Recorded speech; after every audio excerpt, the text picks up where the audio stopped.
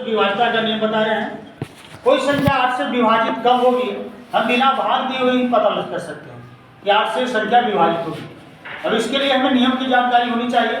अगर हम नियम जानेंगे तो स्पष्ट रूप से बिना भाग दिए ही पता कर सकते हैं कि ये संख्या 8 से विभाजित होगी। तो इसके लिए हम नियम बता रहे हैं। कोई भी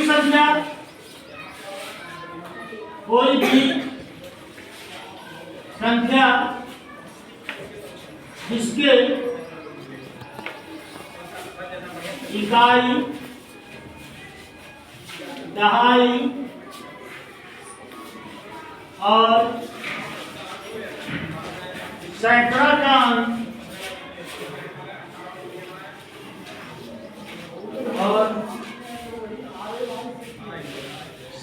का अंक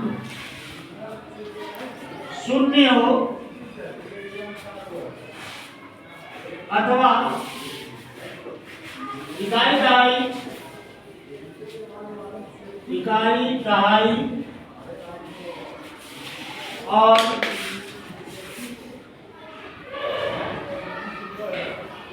सैकड़ा के अंकों से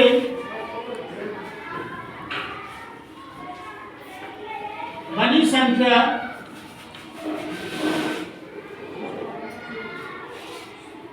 संख्या 8 से विभाजित हो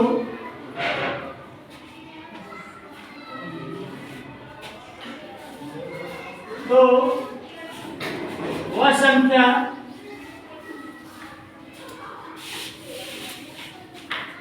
8 से पूर्णतः विभाजित होगी।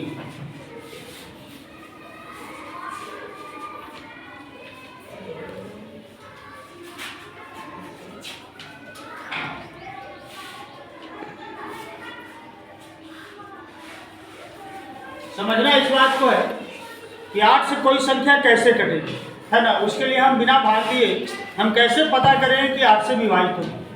हम लोग जानते हैं संख्या के बारे में। संख्या की जो है, संख्या में कई प्रकार के अंक होते हैं।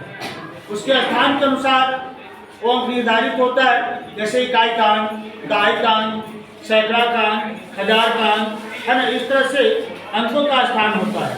कौन सा स्थान पर है कौन सा अंक, वो जान लेना है कि इकाई का अंक, दहाई का अंक, सैकड़ा का अंक। तो इसको हम जानकारी करते हैं। इसके अनुसार कोई संख्या का जो है मध्यम करते हैं कि क्या ये 8 से कटेगा या नहीं कटेगा, है ना। तो इसके लिए हम संख्या को ध्यान देते हैं।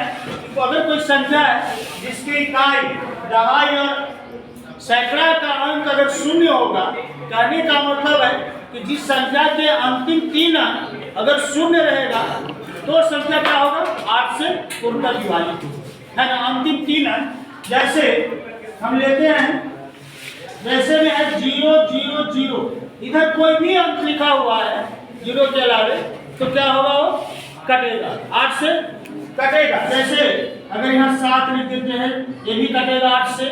यहाँ 8 कटेगा, यानी इतना हो गया, 24 क्या है, ये 8 से विभाजित होगी। चूंकि ये 3 अंक पर हमको ध्यान देना है कि तीनों अंक क्या है, शून्य है।